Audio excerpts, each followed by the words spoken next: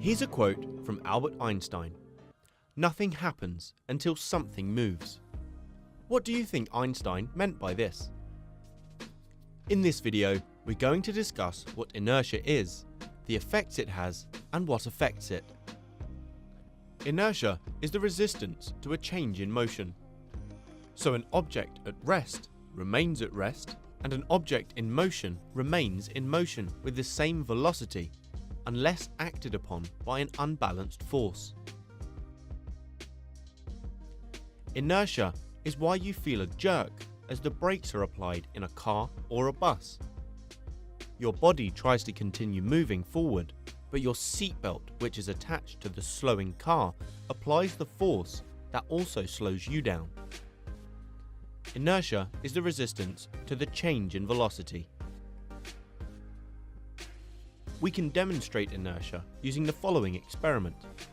You will need a glass or a cup of water, a coin, and a piece of card. When the card is pulled, the coin falls into the glass. This is because the inertia of the coin maintains its state at rest, and as long as the friction between the card and the coin is not too high, it falls into the glass due to gravity. It's also why the plates stay in place when the magician pulls the tablecloth away. The inertia of an object depends on its mass. More mass means more inertia.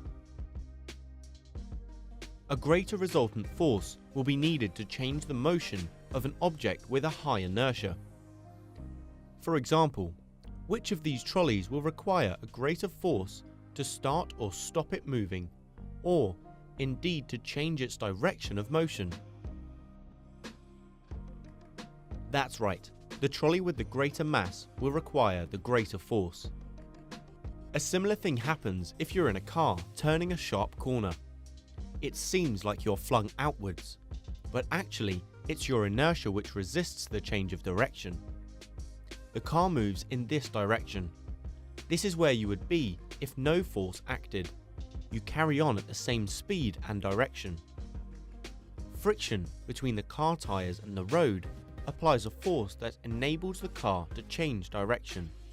You were pushed round by the car, but it felt like you were being flung outwards.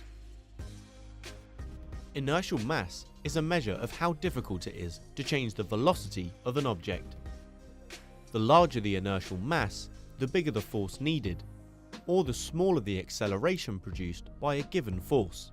Force equals mass times acceleration. For example, it would require a much larger force to throw a shot put at the same speed as a tennis ball. This is because the shot put has a much larger inertial mass. So is inertia useful in any way? We can use inertia in mechanical devices such as inertial reel seatbelts in cars, and in seismometers that detect and record earthquakes. This is a simple device which contains a suspended mass connected to a sensor. Simple paper and pen is shown here.